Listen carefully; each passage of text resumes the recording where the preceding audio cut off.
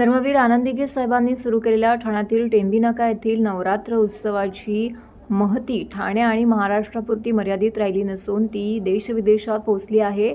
लाखो भक्त श्रद्धाळू येथे दरवर्षी येऊन देवीचं दर्शन घेऊन धन्य होत आहेत। श्री जय अंबे मां सार्वजनिक धर्मदाय विश्वस्त संस्था आयोजित उत्सवाचे यंदाचे हे 48वे वर्ष आहे। यंदा दुर्गेश्वरी नवरात्र उत्सवातील देखाव्याचे खास आकर्षण म्हणजे तमिळनाडू येथील बृहदेश्वर मंदिर आणि चारधामचा देखावा, अर्थात उत्तर भारत आणि दक्षिण भारत यांचा समन्वय या ठिकाणी साधण्यात आलेला आहे। नवरात्र उत्सवास प्रारंभ झालेला आहे। ठाणे शहरातील इतिहासातील नव्या अध्यायास प्रारंभ झाला आहे। राजकीय आणि सामाजिक क्षेत्रातील नामवंत व्यक्ती, विविध स्तरातील हितचिंतकांनी एकत्र येऊन या उत्सवाची मुहूर्तमेढ रोवली आहे। सामाजिक एकोपा वृद्धिंगत व्हावा या निमित्ताने भावी तरुण पिढीवरती संस्कार होऊन त्यांच्या विचारांना दिशा मिळावी, त्याचं प्रबोधन व्हावे हा उदात्त हेतू डोळ्यासमोर ठेवून धर्मवीर आनंदीगे साहेबांनी या नवरात्र उत्सवाचा प्रारंभ केला आहे। उत्सवाचा हाच वारसा उपमुख्यमंत्री एकनाथ शिंदे पुढे नेत आहेत। या उत्सवाच्या तिसऱ्या दिवशी माजी नगरसेवक सुधीर कोकाटे यांनी सहकुटुंब देवीची पूजा केली, तसेच आरती देखील यावेळी मनोभावी केली। विभाग प्रमुख कमलेश चव्हाण यांच्यासह मंडळाचे अध्यक्ष, इतर पदाधिकारी, कार्यकर्ते यावेळी मोठ्या संख्येने उपस्थित होते। देवीच्या दर्शनाला भाविक भक्तांनी एकच गर्दी केली होती। लांब लांबून भाविक भक्त देवीच्या दर्शनाकरिता येथे दाखल झाले होते। विविध भजन कीर्तनही येथे सादर करण्यात आले। एकंदरच संपूर्ण वातावरण या ठिकाणी भक्तिमय झालेले पाहायला मिळाले।